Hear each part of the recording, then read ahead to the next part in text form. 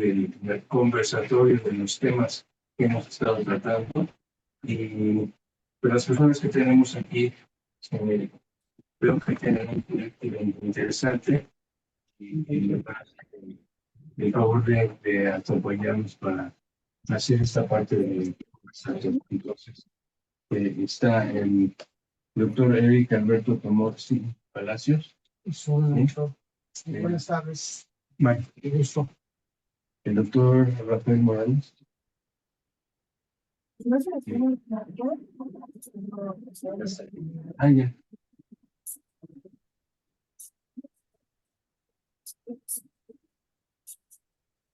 Okay. Y el maestro Vicente Ampudia. Entonces, lo que pide el currículum, señor rapidito, es justamente como para llenar huequitos de cualquier duda que nosotros podamos tener, nos ayudan a redondear esto que hemos estado trabajando durante por lo menos este trimestre. Pues, es evidente que la inteligencia artificial a corto plazo va a modificar sustancialmente no solamente la forma tradicional en que se enseña la ciencia jurídica, sino también cómo se entiende y cómo se va a empezar. ¿Cómo la implementamos dentro del aula universitaria? Bueno, en ese sentido, el primer punto es la automatización de documentos, ¿verdad? Donde los muchachos, los jóvenes universitarios pueden acceder a diferentes plataformas con el objeto de analizar, consultar, en su caso, ¿verdad? Libros, jurisprudencia, resoluciones judiciales y, ¿por qué no?, llevar a cabo un procedimiento de carácter judicial o de corte administrativo o laboral que va a ser importante en su futura vida profesional. El segundo punto son la simulación y casos prácticos, ¿verdad? Donde hay simuladores a través de la inteligencia artificial que nos permiten practicar con nuestros alumnos poniendo en un plan hipotético un caso legal, para que en ese sentido se someta al debate. Armamos, en materia penal, por supuesto, una defensa, una fiscalía, e investimos lo que es un jurado, un juez, ¿verdad? Entonces los chicos van a empezar a trabajar de acuerdo al plan hipotético que plantee la máquina, ¿verdad? Su caso legal, argumentar, estructurar perfectamente su argumentación, la elaboración de la teoría del caso y, obviamente, nos vamos directamente a la sentencia, que es el papel que va a desarrollar con apoyo de la inteligencia artificial que empuja como juzgador, algo que en otros países se está desarrollando con mucho éxito, ¿verdad? Por último, los tutoriales personalizados con los alumnos, ¿verdad? En ese sentido, nosotros podemos sobrellevar la currícula de la asignatura, ¿sí?, de acuerdo al ritmo de aprendizaje de cada uno de los alumnos. Esto dependiendo, obviamente, del número de educandos que tengamos a cargo, ¿verdad? Entonces es mucho, muy importante. Por mi parte, ¿cuánto? No sé si me faltó tiempo. No, perfecto. Perfecto, ¿es cuánto? Muchas gracias. Sí, pero esto nos va a detonar toda una serie de conversaciones. Entonces, ahora, al doctor. ¿Cómo? Gamboa, sí, por favor. Si gusta, el maestro puede tomar la palabra mientras veo al doctor. Bueno, buenas tardes a todos, a todas, aquí hasta la red y hasta el infinito y más allá. Lo que vamos a proponer aquí o vamos a plantear es el trabajo que hemos hecho realizado en un entorno virtual. Desarrollamos este entorno virtual, es un acrónimo de él, y bueno, nos salvó en la pandemia. Entonces, hablaba el doctor sobre la pandemia. No vamos a abundar en ello porque para todos fue algo catastrófico, pero para la educación y para la educación virtual fue algo que vino a rejuvenecer toda esta parte. Entonces, bueno, nuestro entorno es un entorno descentralizado, hay que decirlo, tiene muchas características, flexibilidad, etc. Pero lo único que me gustaría destacar es que es descentralizado, eso lo hace robusto en cuanto a seguridad, ¿no? desde la pandemia hemos desarrollado este entorno, por eso es innovador, no para de ser innovado, es decir, constantemente se le aplican nuevas funcionalidades y pues con eso hemos llevado a cabo los cursos de la buen surgimiento, los módulos, etcétera, ¿no? Haciendo un estudio estadístico comparativo en el tiempo, pues de antes de la pandemia y después de la pandemia, nos damos cuenta que hubo un crecimiento de un 400% en promedio en todos los sentidos, en uso de aulas virtuales, en uso de registro de usuarios, en fin, hubo un boom tremendo en cuanto a uso de tecnología. No solamente el entorno virtual, sino de todo tipo de tecnología y sobre todo en la educación remota, pues lo que fue un boom fue la videoconferencia. Es un hecho que hoy estamos en una videoconferencia justamente para difundir algunos conocimientos, algunas experiencias, ¿no? Pero ese boom no hubiera sido posible sin la capacitación, ¿no? O sea, ese es un elemento central y clave. O sea, si no hay capacitación, entonces la tecnología está ahí, pero está muerta y nadie la utiliza. Entonces, la capacitación docente, estudiantil y a todos los sectores del proceso educativo es fundamental. Se tiene que capacitar para que la gente pueda usar la tecnología. La tecnología en sí misma, desde mi punto de vista, es muerta, es un fierro. Es el punto de cómo utilizando la tecnología lo que le da vida, lo que le da sentido, ¿sí? Entonces, ese es un punto importante. El proceso de apropiación social de tecnologías es un proceso que debemos iniciar en todos lados y en todas partes, ¿no? Sin embargo, me gustaría puntualizar algunas innovaciones de uso virtual. Dejemos ahí en paz el entorno y veamos ahora qué ocurrió durante la pandemia en estos 3 años. Los profesores, sobre todo, empezaron a usar, bueno, voy a decir casos concretos. La carrera de arquitectura, la coordinadora empezó a usar un aula virtual, que se llama Abel Durán, a usar un aula virtual para gestionar todos los procesos administrativos con sus académicos, subir programas, hacer esto. Es decir, empezamos a descubrir que un entorno virtual puede ser utilizado de diferentes maneras. Ese es un ejemplo. Otro ejemplo es que la profesora del área de desarrollo de las matemáticas aplicadas a las ciencias sociales ha realizado varios congresos nacionales de ciencias de las matemáticas e investigación a nivel nacional e internacional por esta. Esto basado en qué? En videos, participaciones. Entonces, esto vino a motivar el hecho de para estar en una interacción con el alumno y el maestro, sino en eventos de magnitudes amplias como un congreso.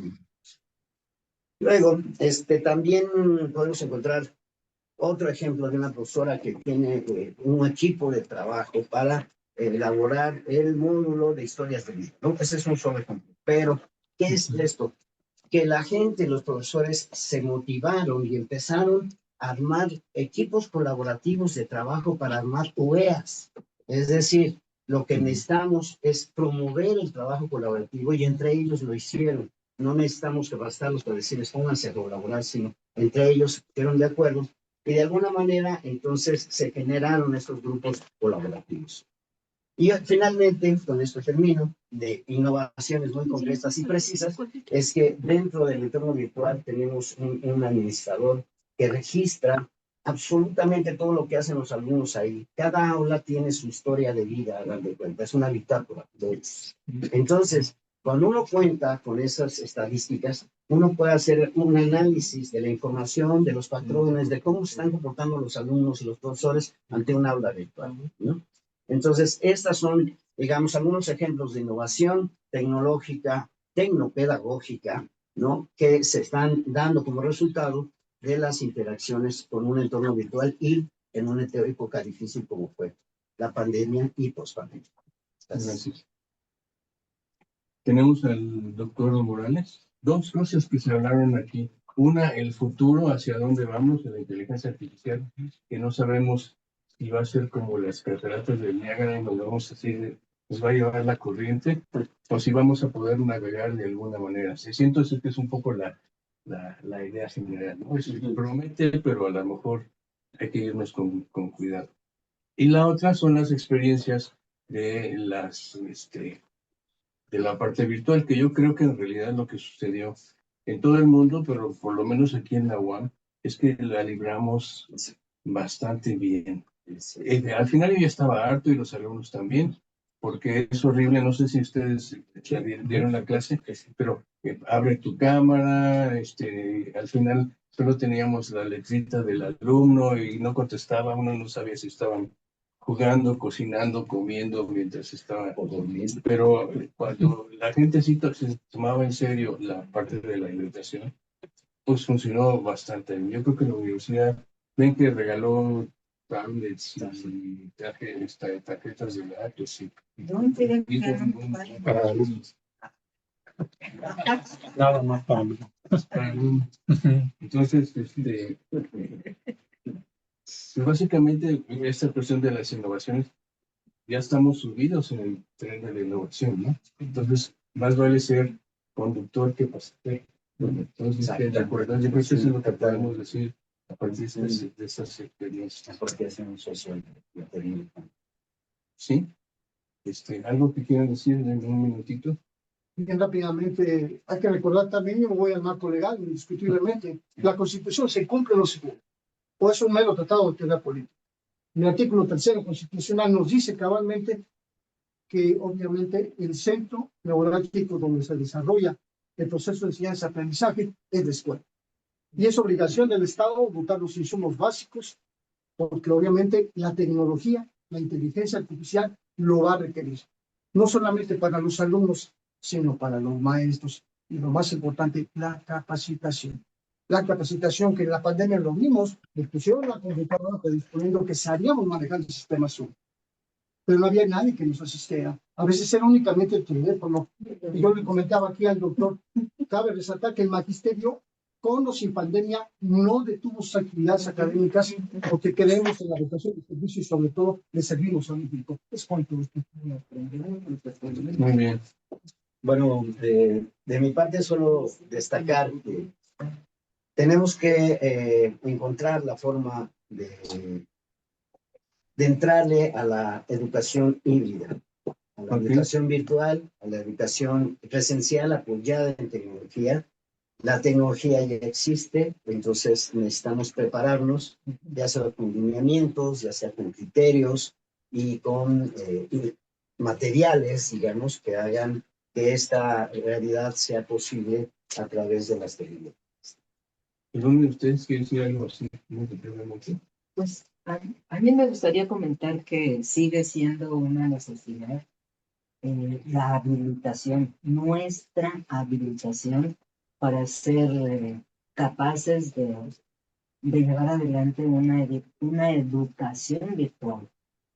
A mí todavía me falla, lo digo con toda sinceridad, me falla mucho poder ser eficiente con clases virtuales. Mucho, me falla muchísimo.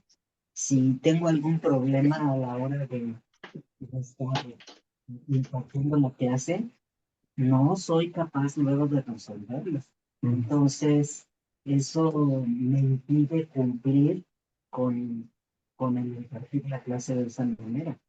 Entonces, creo que por un lado el manejar el software, el que sea, y luego resolverlo como parte pues de manejar el software. Yo sí, yo sí lo veo así y ya tenemos pues por lo menos año y medio utilizando esta herramienta y pues no lo veo claro todavía. Y miren que le echo ganas, pero pues no es fácil. Sí, muy bien. Pues vamos a pasar al Hola, siguiente. ¿ya me escuchan? ¿Qué elementos son Ya está ahí alguien hablando. Sí. Doctor Gamboa, Sí, sí, ya me pude conectar desde el teléfono, perdón, mil disculpa. Con el teléfono. Sí. Me perdí un poco, no sé en qué vamos. Buenas tardes. Le vamos a pedir que nos hable un poco de las innovaciones tecnológicas desde su experiencia práctica profesional que ha experimentado e implementado en los últimos 3 años. Bien, bueno, rápidamente, bueno, yo trabajo en educación a distancia, la educación a distancia clásica, digamos, no la educación clásica de emergencia que surgió a partir de la pandemia. Y en nuestra práctica normalmente los cursos están predefinidos, prediseñados, y entonces la participación del docente es más de mediador, digamos, en que el estudiante transite a lo largo de las actividades predefinidas en el curso. Entonces, hay poco espacio, digamos, para la innovación en corto, digamos, del docente en el momento en que imparte las clases. Sin embargo, cuando he tenido oportunidad de hacerlo, generalmente ha sido en posgrados, donde tengo un poco más de libertad para trabajar con los estudiantes. Y lo que hemos estado practicando más es el uso de la tecnología, por un lado, no tanto como espacio de comunicación, que ¿no? Tradicionalmente ha sido un espacio para que el docente exponga, ¿no? Luego, en educación en línea es el medio por el cual se da la comunicación entre el docente y el estudiante y entre los distintos estudiantes. Pero dar un paso más y hacer de la tecnología un espacio de construcción común. Por, por ejemplo, a través de lluvias de ideas como mecanismo para selección de ideas, donde todo el mundo aporta, donde todo el mundo vota por las mejores ideas y luego observamos cuáles son las ideas más relevantes. Es algo que hemos estado trabajando, la construcción de mapas mentales colaborativos, de manera que no es el mapa de un grupo, el grupo construye el mapa usando herramientas de colaboración. Es algo en lo que hemos estado trabajando. Algo en lo que también he estado trabajando es en el uso de representaciones alternas. Por ejemplo, en educación en línea se trabaja mucho texto. Mucho de la producción del estudiante es a través de texto. En el posgrado tiene que escribir su tesis. Entonces es un proceso de redacción de texto. Y el problema con el texto es que se puede decir mucho, pero también se puede no decir nada. Entonces, lo que hemos estado también trabajando es usando representaciones gráficas alternas. Por ejemplo, cuando los estudiantes describen una situación problemática para hacer una investigación, pedirles que la representen usando un modelo cualitativo gráfico, ¿no? Hay herramientas como Lupi, por ejemplo, en línea, que permite hacer la representación de los distintos actores que participan en el entorno, los distintos factores que intervienen en sus relaciones positivas y negativas, y correr el modelo gráfico y ver cómo se comporta, y de esa manera observar si es coherente lo que están diciendo, tratando de expresar en relación con el comportamiento que observan. Eso es algo que hemos estado tratando de hacer también. Y lo otro va en la línea de la producción de contenidos a distintos niveles. No necesariamente de producción de contenidos alternos, ¿no? Cuando se trabaja más con estilos de aprendizaje, por ejemplo, se trabaja con representaciones alternas del contenido para quienes son más auditivos, para quienes son más visuales, para quienes son más simbólicos. En este caso, más bien es trabajar con contenidos a diferentes niveles porque no todos los estudiantes tienen las mismas capacidades. Más en educación en línea, donde tenemos gente ya con adultos con diferentes niveles de experiencia en las áreas en las que están estudiando. Unos vienen a estudiar porque quieren aprender, otros vienen a estudiar porque quieren ya una certificación, porque sienten que ya saben, ¿no? Entonces, ya tienen más experiencia. Entonces, hemos trabajado, por ejemplo, en un curso de inteligencia artificial que impartí recientemente.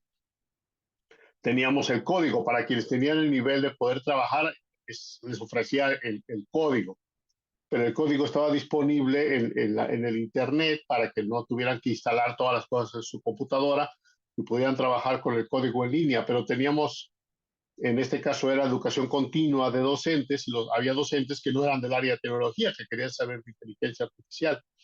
Entonces teníamos videos donde ellos no tenían que correr el código, sino teníamos un video donde íbamos nosotros corriendo el código y explicando qué significaba, qué es lo que hacía y cómo interpretar los resultados. Entonces ofrecíamos como diferentes niveles, desde los profesores que son del área de informática, que querían saber de inteligencia artificial, hacia los profesores que eran de áreas no relacionadas con informática y que no podían acceder al manejo de las herramientas se estaban usando, pero que podían manejarlas, digamos, o al menos observar cómo funcionaban a través de los videos, ¿no? Entonces, son cosas que en las que hemos estado trabajando. Vamos rápidamente para que entonces nos dé tiempo. Doctor, ¿qué elementos tienen incorporado de carácter pedagógico, didáctico y de organización del currículum escolar? Y hablando de la innovación.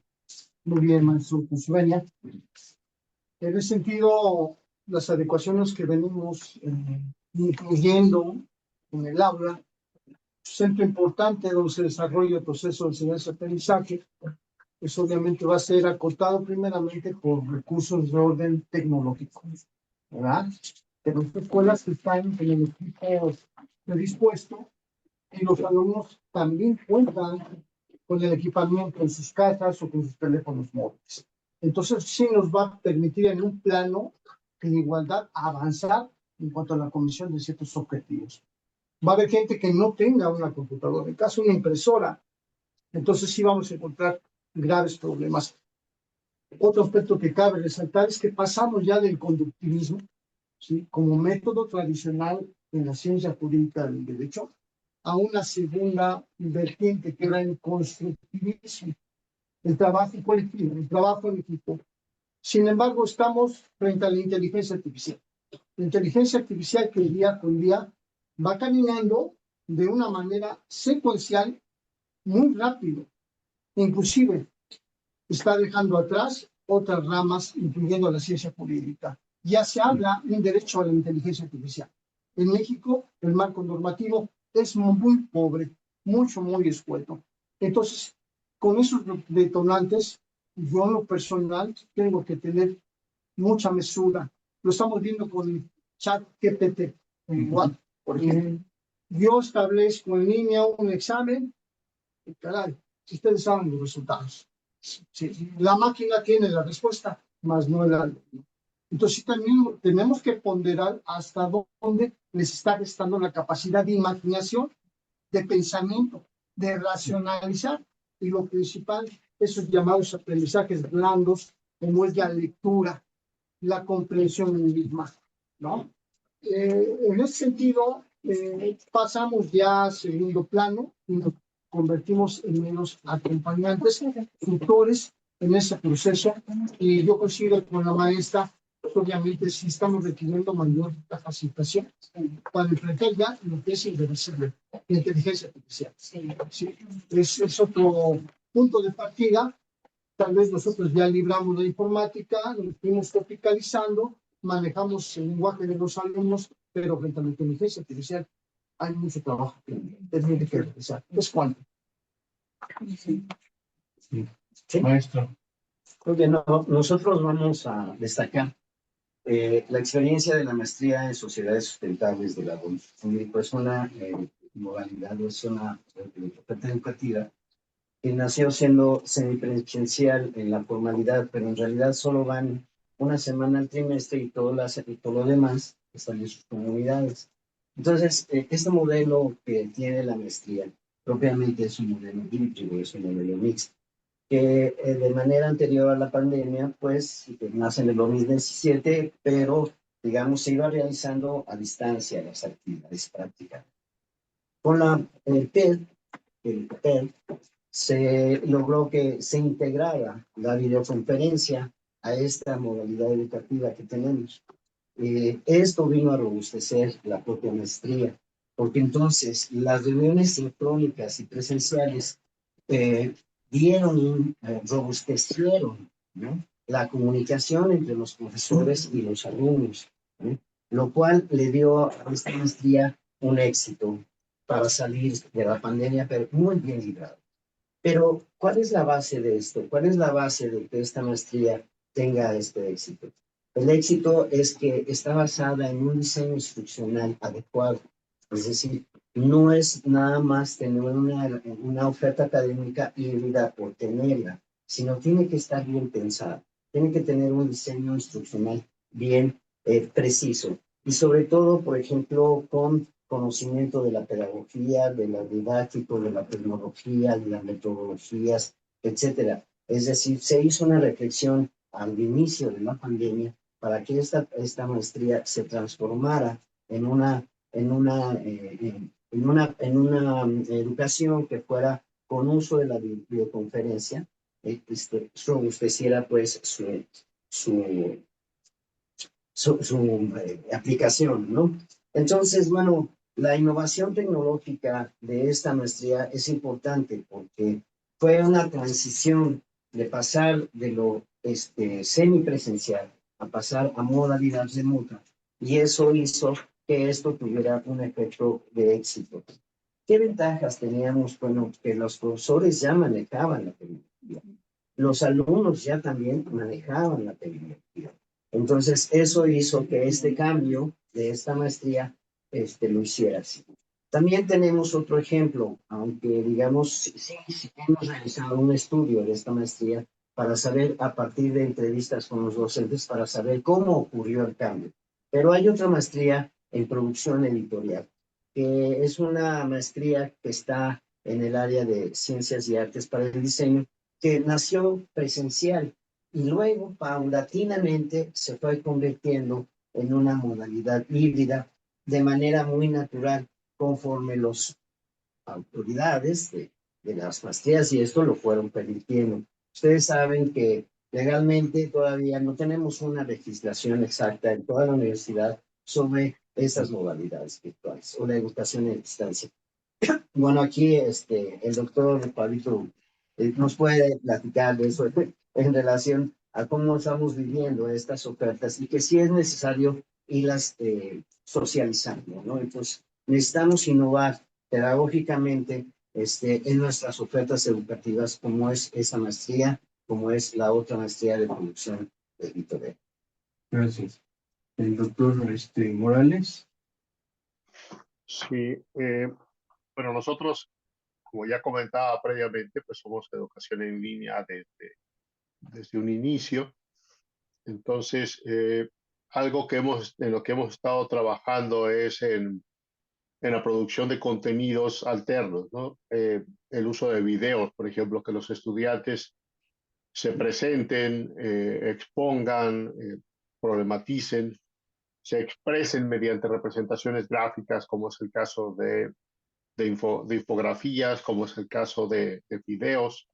O sea, buscar otras maneras por las cuales los estudiantes pueden expresarse, ¿no? Por un lado tiene que ver con el manejo de la tecnología, porque es el tipo de tecnología que está disponible y que necesitan poder usar como parte de su formación para el mundo en el que van a vivir. Y por otro lado, como un mecanismo para, como ya lo había dicho, ¿no? Como para forzar un poco a los estudiantes a razonar bien sobre lo que están aprendiendo, a razonar bien sobre lo que están planteando y poderlo expresar no nada más a través del texto, sino a través de otras modalidades.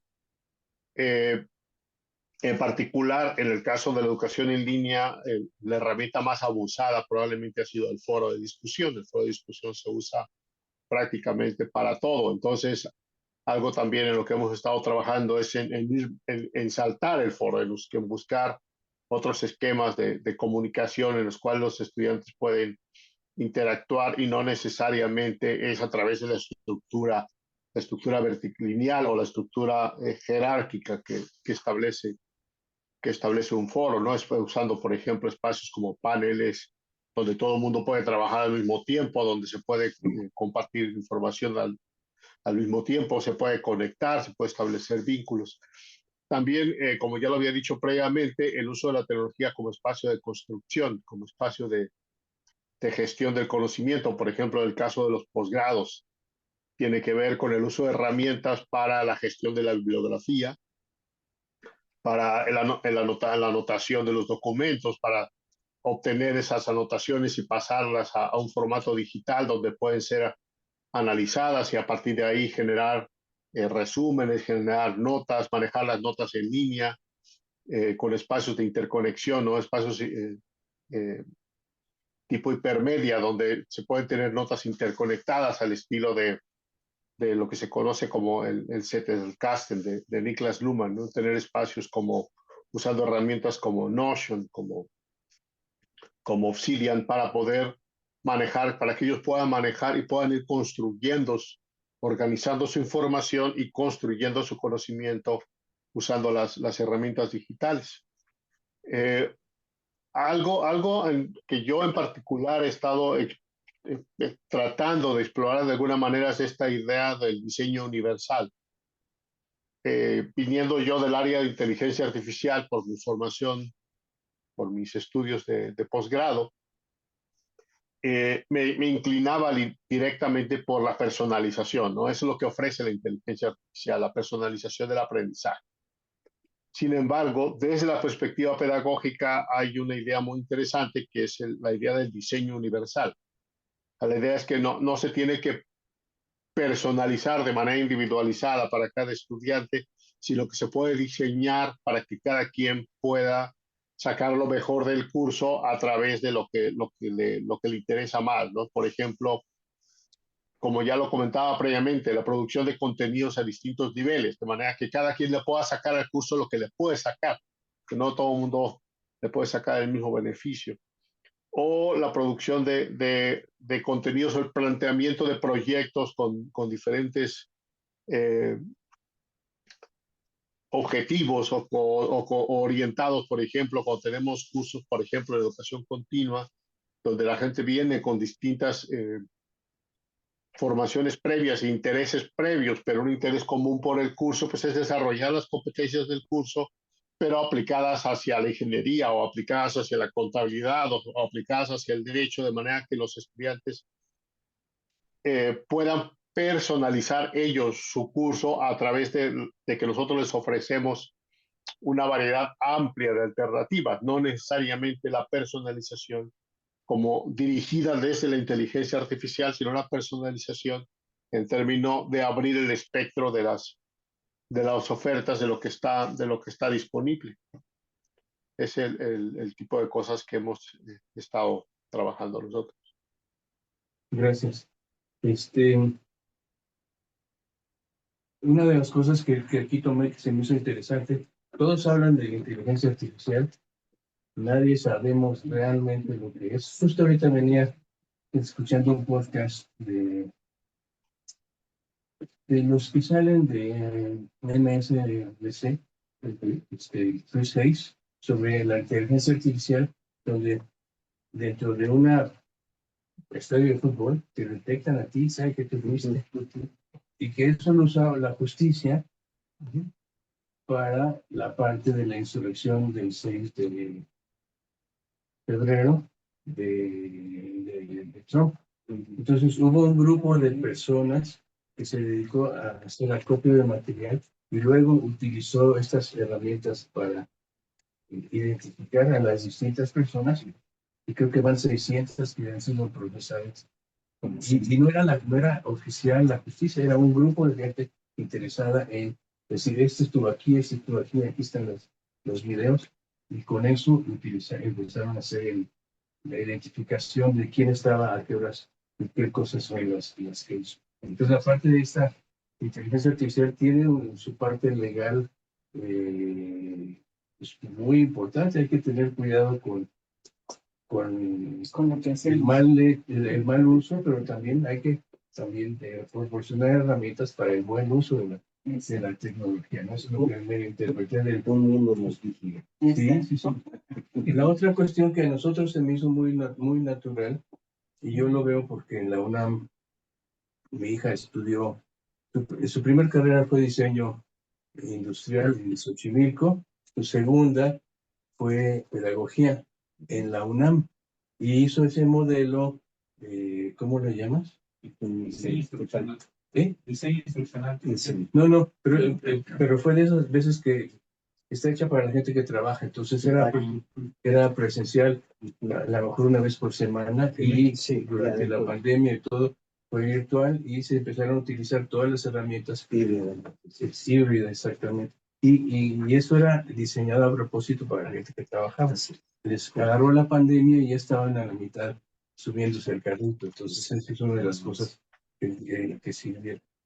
Y la otra cuestión, Perdón, pero ahí, eso no tendría que ser en todo caso regulado jurídicamente, el hecho de que se te identifique y porque se te identifica, se te juzga y se te lo que haya que hacer. Eso no es una violación a tus derechos civiles. Se está litigando en muchos lados. A mí me parece, no sé si eso sea válido, pero eso violenta tus derechos. Eso es, en los únicos lugares a los que se ha aceptado es en Estados Unidos e Inglaterra. En realidad son estados de la policía medio domina, ¿no? Es un poco, no sé si estoy de acuerdo.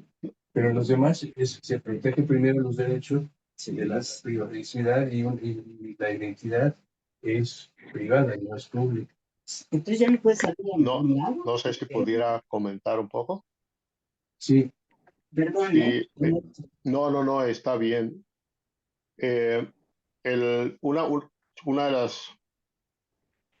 de las explicaciones, digamos, del desarrollo más reciente de la inteligencia artificial tiene que ver con la disponibilidad de grandes cantidades de datos, en particular de datos que generamos nosotros todos los días a través de nuestro uso de los teléfonos celulares, a través del acceso a Internet, a través del uso de la tecnología por muchos medios, ¿no? De las cámaras de seguridad. Hay muchas maneras por las cuales el sistema, el entorno digital se va llenando de información a partir de lo que va sucediendo en el mundo real. Entonces, esa gran cantidad de información es lo que ha permitido a la inteligencia artificial el poder identificar patrones, ¿no? Patrones en cuanto a imágenes, a quién está, a quién no está, pero también patrones de comportamiento, patrones, tendencias en la toma de decisiones. Hay muchas cosas que se pueden hacer precisamente por la gran cantidad de información. Entonces, algo que se dice es que la información hoy en día es el nuevo oro, ¿no? O sea, lo que vale actualmente es tener esa información, porque a partir de esta información podemos generar el conocimiento que permite una mejor toma de decisiones.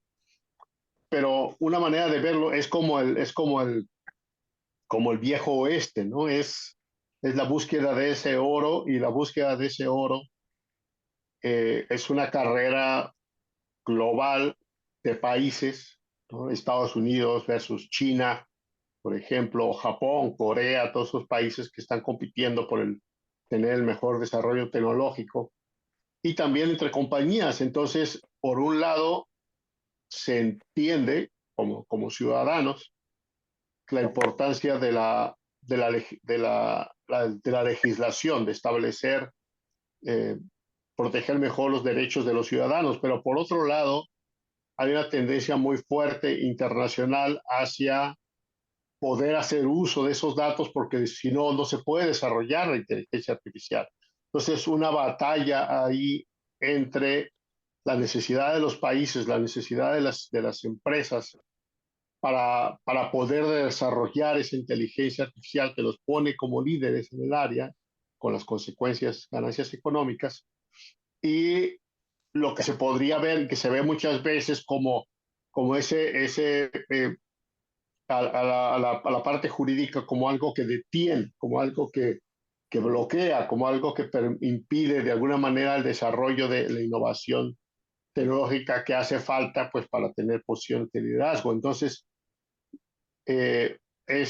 son como las dos, quisiera yo ver como las dos caras de la moneda, ¿no? Por un lado, como ciudadanos, como seres humanos, lo que queremos, pues, es proteger nuestros derechos, proteger nuestra privacidad, proteger que la información que nosotros tenemos no pueda ser accedida libremente por cualquier empresa. Pero por otro lado, se están dando muchas concesiones a las empresas para que accedan a esa perdón, información. perdón por Entonces, interrumpir, pero para regresarnos al tiempo, el doctor Temolsi quería hacer un comentario breve, por favor, y regresamos y vamos a dar un pequeño espacio al final para la discusión de todos estos temas que son importantes. Bien, yo entendí entiendo la inteligencia artificial como la vinculación directa entre la informática y del conjunto robusto de datos. Así yo entiendo la inteligencia artificial, ¿verdad? Es una extensión más, ¿sí? De las tecnologías en el proceso de enseñanza-aprendizaje si lo radicalizamos en el aula. Desde el punto de vista normativo estamos completamente vacíos en materia de inteligencia artificial. Es decir, el Partido Acción Nacional en el 2023 presentó una iniciativa para regular éticamente el uso de la inteligencia artificial. Y ahí está pendiente, yo creo que ahí se va a quedar. Nosotros lo que estamos requiriendo es una ley marco, como en la Unión Europea en específico, como es el caso de Chile, Brasil, Perú, legislaciones que han ido avanzando ajustados al tiempo de la inteligencia artificial.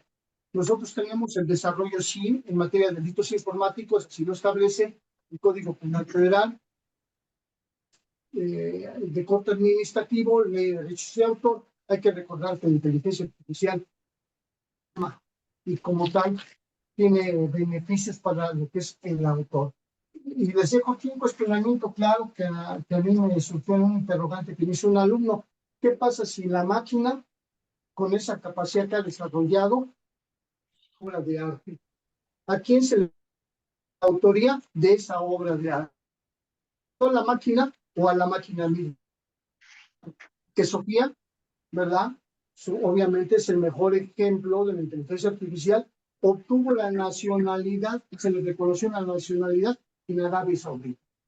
Algo inédito, porque es un atributo de una persona únicamente, ¿verdad? Entonces sí, estamos en este proceso. México va muy retrasado en ese sentido. Es cuanto. Bueno, vamos a seguir entonces con las preguntas. Brevemente, por favor, pero sí vamos a tiempo, no se nos va.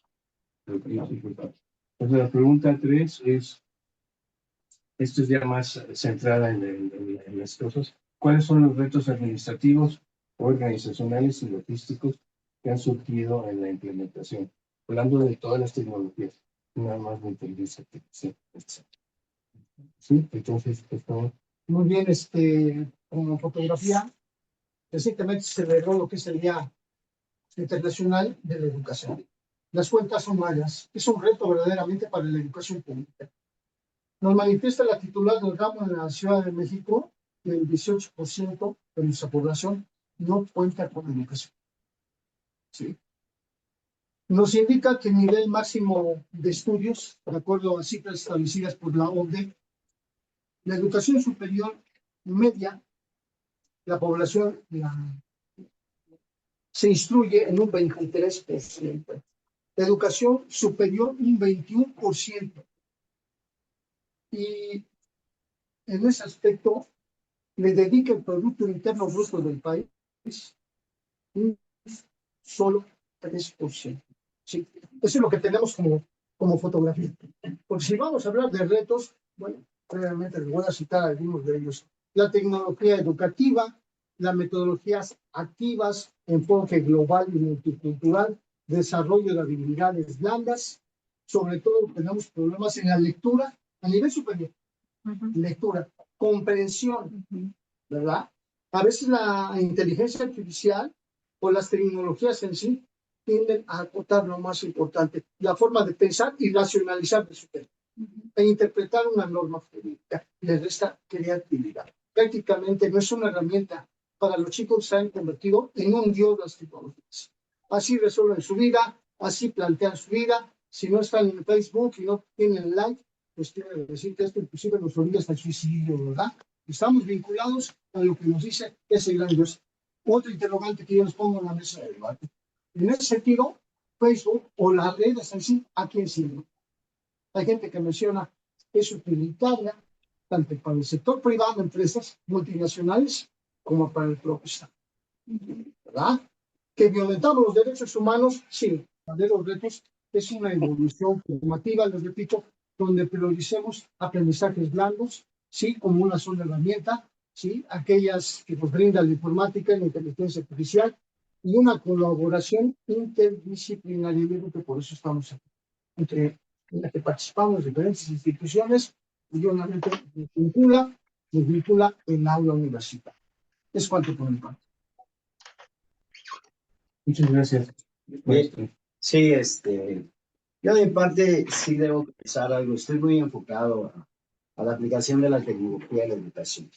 Es decir, también podemos hablar de una diferenciación de la educación virtual desde los estados a aquí. Por ejemplo, hablando de fotografías, si nosotros revisamos el censo del 2020, tenemos que la diferencia de conectividad, de computadoras y demás en nuestro país es de 5-1 entre urbes que tienen dinero, Monterrey, México, Ciudad Juárez y urbes como son Chiapas, Oaxaca, y etcétera. No hablemos de Cancún porque eso pertenece a los demás.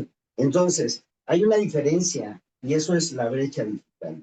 Ese es digamos, un impedimento que nos plantea retos para poder aplicar la tecnología en la educación, que es la parte en la que yo me especializo, ¿no? Entonces, aquí yo tengo algunas ideas sobre retos organizacionales, ¿sí? Primeramente, debemos empezar a establecer criterios claros sobre líneas actualizadas que regulen la educación en entornos tecnológicos o digitales en general, para hablar propiamente de mundo, ¿no? Tenemos que también buscar la colaboración en ofertas académicas, es decir, generar grupos colaborativos que usen tecnología y sobre todo también grupos académicos que se encarguen de una materia. Por ejemplo, muchas veces como académicos e investigadores estamos atomizados, vivimos aislados y entonces es importante que en las instituciones educativas como la nuestra empecemos a generar ese movimiento que de manera natural les platicaba yo, que surge en Xochimilco con algunos grupos académicos que se unen para hacer huellas, pues aquí también se puede. De hecho, en el webinario pasado estuvo la doctora, no me acuerdo, la jefa de la división de Lerma, ella nos platicaba, ¿no? Sí, Blanca, sí, nos estaba platicando, por ejemplo, de cómo generar materiales educativos, recursos educativos abiertos, pero de una manera institucional, etcétera, ¿no? Entonces, impulsar ese tipo de eventos, de retos que pueden ayudarnos a ir construyendo, ¿no? En cuanto a lo logístico, yo creo que a partir de lo que le estaba diciendo de la brecha, pues obviamente garantizar el acceso a la tecnología es una de las prioridades a nivel nacional, ni siquiera lo diría yo para aquí, sino lo dice el censo de población que acabamos de ver, ¿no? Eso lo único que nos garantiza. Y también estamos hablando aquí de un tema, lo estamos diciendo desde la perspectiva de la inteligencia artificial, pero la seguridad y privacidad de los datos y la información de las personas es una prioridad en cualquier parte. No sea nada más desde la perspectiva de la inteligencia artificial, sino también de la perspectiva de que si uno entra a internet y ve un anuncio, hace una compra de esto, ellos ya captaron quién eres, cómo eres, y entonces te empiezan a bombardear en cualquier momento en que estés con productos que ellos ya saben que a ti te interesan. Por eso, un poco cómicamente decía, como un programa de televisión antiguo, un mundo nos vigila, y eso somos nosotros mismos los que a través de las tecnologías nos hemos estado vigilando. ¿Qué pasará en el futuro? Ahorita hablaremos más adelante de eso, ¿no? Y finalmente, bueno, las cuestiones administrativas, también yo veo que es lo mismo, me enfoco mucho a mi universidad, pero la verdad es que la infraestructura de hardware y software, conectividad y redes es algo que es básico y lo hemos ido repitiendo durante los años, pero lo importante es la adquisición de ese software, de ese hardware, de esas redes, ¿no? ¿Para qué? Para mejorar. No sé si les ha ocurrido, pero de repente pueden estar en su salón dando clase y tienen internet, y si es internet inalámbrico, a lo mejor se les corta, y entonces no pueden transmitir completamente. Es decir, existen una serie de dificultades en eso. Y finalmente, les voy a decir, centrado en algo de infraestructura, si tenemos infraestructura buena y computadoras buenas y demás, y no saben usarla, ¿qué pasa? ¿No? Pues no tiene sentido, es un desperdicio. Entonces, vuelvo yo a insistir en algo, ¿no? Es la capacitación docente y estudiantil en las TIC y en las TAC, en las tecnologías sobre todo del aprendizaje y el conocimiento ahora, que debemos impulsarlas. Nosotros también ahí en la UAM Xochimilco tenemos varios cursos, ¿no? Por ejemplo, para profesores ahorita de Internet. Lo de creación de materiales educativos digitales es importante porque ellos empiezan a crear sus propios materiales, no están dependiendo de materiales que están en la red o en otro lado, sino empiezan a hacer sus propios constructores a partir de estas capacitaciones, ellos empiezan a construir sus propios materiales y lo más importante, los empiezan a socializar, que eso es algo que queremos buscar, que la gente se apropie de la tecnología y al mismo tiempo la vaya socializando con sus pares, ¿no? Así mismo con los alumnos, aunque ahorita vamos más despacito todavía. Nos vamos primero con los profesores para llegar. Los estudiantes se atienden solitos. Gracias. Gracias. Y doctor. Sí, bueno, yo quisiera resaltar dos cosas. Por un lado, un problema que solemos tener es el problema de la falta de competencias digitales de parte de los docentes. Cuando te introduces una innovación tecnológica, muchas veces introduces nuevas tecnologías, nuevas maneras de trabajar con ellas, y los docentes suelen tener problemas. Hemos encontrado problemas con eso, ¿no? Con el uso de nuevas herramientas, con nuevas maneras de usar las herramientas. A esto se suma una suerte de pavor de parte del docente de verse mal en frente de sus estudiantes, porque los estudiantes, desde la perspectiva del docente, manejan muy bien la tecnología. Entonces, eso genera también un rechazo, ¿no? O sea, el docente está acostumbrado a ser el docente, el que sabe, la presencia grande en el aula. Entonces, le cuesta mucho trabajo al docente el mostrar su falta de capacidad del uso de la tecnología frente a un grupo de estudiantes que desde su percepción son muy buenos usando la tecnología. En realidad los estudiantes son muy buenos moviendo los dedos sobre los aparatos y no les saben dar muchas veces sentido al uso de la tecnología, y los docentes podríamos apoyarlos en eso, pero si los docentes no la sabemos usar y tenemos miedo de mostrar nuestro uso deficiente de la tecnología, eso genera un bloqueo ahí que suele suceder con mucha frecuencia. El otro problema que también hemos observado es que los estudiantes están acostumbrados a otras cosas, ¿no? O sea, mientras el profesor está haciendo una presentación en PowerPoint para su clase, los estudiantes lo que están usando es TikTok, Instagram y todas las herramientas, YouTube y todo lo que está en línea. Entonces están acostumbrados a consumir contenidos en otros formatos que los profesores no son todavía capaces de producir o en muchas ocasiones. Y entonces, en principio, la solución ahí es contar con personal técnico especializado que pueda apoyar a los docentes para resolver esos problemas, apoyar a la universidad, mantener los servidores, producir contenidos, ayudar a los profesores en el uso de las herramientas. Pero como instituciones públicas, al menos en el caso de la UDG, tenemos un problema ahí porque las personas capaces, los especialistas que saben, que pueden desarrollar todo este tipo de cosas, que pueden dar mantenimiento hasta las herramientas, que pueden desarrollar contenidos, desarrollar software, generalmente obtienen mejores condiciones de trabajo, mejores salarios fuera del sector público. Entonces, como universidades estamos un poco ahí bloqueados porque entonces no contamos con suficiente personal para apoyar a los docentes para el desarrollo de todo lo que hace falta para tener un ambiente tecnológico más adecuado para lo que el estudiante está acostumbrado, ¿no? Entonces no lo podemos tener porque no les interesa, porque el sueldo que les damos no es el sueldo que ellos buscan. Entonces, esos son algunos de los problemas que identificamos. Sí, muchas gracias. Aquí, bueno, de allá nos metemos a un problemón. Bueno, si no teníamos con la inteligencia artificial, tenemos el otro problema, es el problema de la educación. O sea, en realidad, yo creo que lo primero que hay que hacer es enseñarles a leer a las personas, a los alumnos de primer ingreso, a los alumnos. Yo doy clases de proyecto terminal, por ejemplo, y comienzo haciéndoles leer un cuento de Juan Rulfo y no lo entienden. Claro que Juan Rulfo tiene sus... hay que leérselo entre líneas, pero no lo entienden. Y son 3-4 páginas. Entonces eso nada más significa que durante los otros 25 años de su vida no leyeron tampoco. No saben Entonces leer. no es que estén mal, sino que nunca se les enseñó No esa cuestión, ¿no? Entonces la parte importante de la educación, pues hay que pues, seguir trabajando e impulsando lo que hacemos nosotros todos los días, ¿no? La brecha digital ya habíamos hablado, por supuesto que es parte de lo mismo, tanto de los profesores como de los mismos alumnos. Hay que irla reduciendo.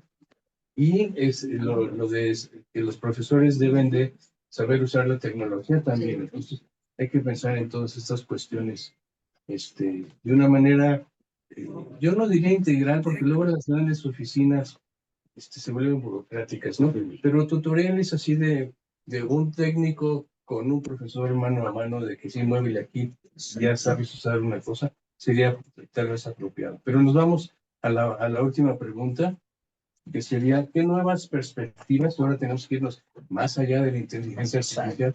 ¿Qué nuevas perspectivas se tendrían que implementar en el rubro de la innovación educativa? Entonces, doctor. Muy bien, en relación a este punto, yo observo que todos aquí, en su mayor parte, no tenemos una computadora. Estamos utilizando papel y lápiz. Esa es una realidad. Aquí lo estoy viendo yo. Sí, con brecha tecnológica, inteligencia artificial, salvo nuestro compañero, todos estamos con nuestras notas, vemos las anotaciones que realizamos con colores al texto. Yo creo que la mente humana no puede ser sustituida. Decía un especialista en inteligencia artificial. Decía, no caigamos en el juego de pensar que la inteligencia artificial es más inteligente que nosotros, porque nosotros la creamos. Sí, entonces, ese es un supuesto que más que aseveración, es una duda que pongo aquí en la mesa. La segunda, la necesidad, el derecho de disponibilidad de una cobertura digital regionalizada. Yo he estado en diferentes partes de la República Mexicana. No es lo mismo estar en Ciudad de México que en la Sierra de Guerrero.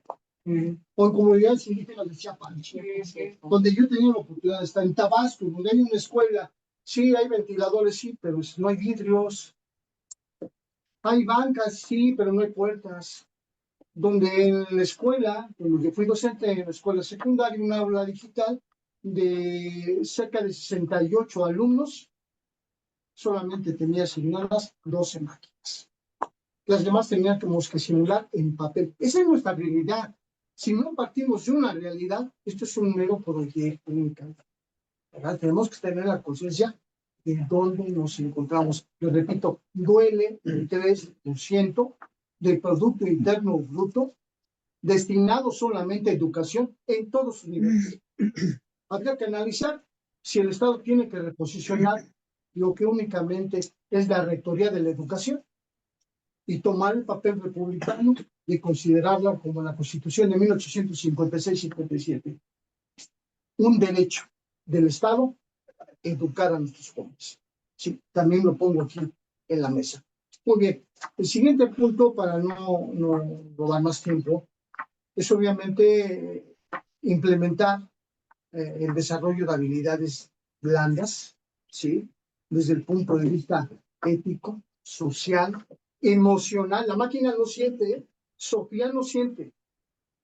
¿Sí? No sé si han tenido la oportunidad de estar en el chat GPT. Cuando yo le pregunto aspectos personales, no puede percibir emociones. Solamente que el programador lo dote de esa paquetería. Entonces, es muy importante tomar la lectura y la comprensión, ¿sí? Con mucho auge en todos los niveles educativos. La evolución formativa constante de la mano de lo que se está despejando, la filosofía y la ética. Porque tenemos, por desgracia, profesionales carentes completamente de ética. Es decir, no el sector profesional altamente capacitado sea una persona con valores, ¿verdad? Yo creo que la universidad debe de captar ese cúmulo de nuestros egresados y ser parte del sello distintivo, sea una escuela pública o sea una escuela. Por último, una colaboración, lo comentaba yo con antelación, multidisciplinaria, aquí nos encontramos reunidos, y por último, la inteligencia artificial y los derechos humanos. Es un verdadero desafío. Hay alguien que menciona que a raíz de la inteligencia artificial, perdón por lo reiterativo, pero lo que tengo gente que nos entiende en ese sentido, tanto en línea como aquí en nuestra aula, pues obviamente va a dar pauta a la creación de nuevos derechos. ¿Cuál? La confidencialidad de nuestros datos. Si hay una norma, pregúnteme que no ha sido violentado en esos datos de carácter personal. Ahora, el mayor fraude que será digital, curiosamente son por los adultos mayores, ¿verdad? Sí. Donde recibimos Galloso, García López, tal parece que estandarizan por edad el tipo de información comercial que no sé de dónde la sacaron. ¿Sí? Entonces, en ese sentido, creo que es urgente establecer, sensibilizar y no mejor derecho, sino aquel que se respeta, pero también aquel que se persigue. Es cuanto por mi parte. Muchas gracias. Sí. Muy bien, muchas gracias. Ahora sí yo voy a abordar un poco de inteligencia artificial, justamente porque estamos hablando de innovación educativa, ¿no? Y lo más reciente, justamente en mi caso, sí he utilizado ChatGPT. Es más, confieso que para muchas cosas uso la redacción. Hay otro que se llama ChatPDF, que es para analizar los PDFs y te hace resumen. Hay otro que se llama Perplexity, que es una aplicación que nos va a ayudar a hacer búsquedas fundamentadas en la red, o sea, con ligas a dónde se está fundamentando lo que ahí se dice. Mi experiencia me indica que cuando uno no tiene una buena capacitación para hacer uso del chat GPT, inteligencia artificial generativa, entonces la inteligencia artificial se vuelve tonta. En realidad se vuelve tonta porque no sabe esa inteligencia artificial qué es lo que tú quieres. Entonces, la inteligencia artificial es un robot, siguiendo a Chomsky, es un robot que está robando diferente información de la nube para armar un discurso que ni siquiera es tu propio discurso. Es un discurso que está inventado y que además tiene ciertas pautas que se pueden reconocer y entonces tú dices, esto es un plagio de ChatGPT, ¿no? Claro. Es decir, ni siquiera es necesario una máquina como Turnitin, sino otras máquinas de las que quieran para ese discurso está hecho con una inteligencia artificial. Entonces, requiere más tiempo esta inteligencia artificial antes de que empecemos a pensar que ya nos ha invadido, que ya nos va a dominar, que ya nos va a controlar. Es un poco de paranoia que se da socialmente a partir de que viene el boom de la inteligencia. ¿Se acuerdan ahora del metaverso? Hubo un tiempo que todo el mundo hablaba del metaverso. ¿Y ahorita el metaverso dónde está? Bueno, pues sí está ahí, pero no el metaverso de las grandes empresas, ¿no? Está el metaverso en la realidad aumentada, ¿no? En la realidad virtual. Ahí sí tenemos que incidir para hacer innovación educativa, ¿no? Tenemos que buscar la forma de que la realidad aumentada y la realidad virtual puedan pertenecer, formar parte de la educación, ¿no? Ya sea educación primaria, porque además no es privativo que los juegos, la gamificación y todo esto que hablamos y que decimos, pero no la usamos, la escuchamos, pero no la utilizamos, son retos o son innovaciones que tenemos que integrar dentro del aula virtual, ¿no? Por ejemplo, yo propondría o plantearía, ¿por qué no? De hecho, ya lo hicimos en Xochimilco. Nuestra área es la Oficina de Tecnopedagogía y Comunicación Educativa de la UAM Xochimilco. Nosotros ya hemos construido chatbots de orientación para los alumnos, y yo creo que también en otras unidades al menos, ¿no? Entonces, esta tecnología, por ejemplo, nos ofrece, si podemos hablar de un sistema de tutorías virtuales para los alumnos a través de chatbots inteligentes, estaríamos hablando de otra cosa a futuro, ¿verdad? Pero eso hay que trabajarlo, hay que tener equipo, hay que planearlo, hay que tener una Virtuami, por ejemplo. Para toda la UAM, sí, algo como lo estamos haciendo. Para los que quieren. Y finalmente, entre otras cosas, digo, se trata de proponer cosas a futuro. Hay que proponer, por ejemplo, nosotros manejamos entornos virtuales, es mi responsabilidad.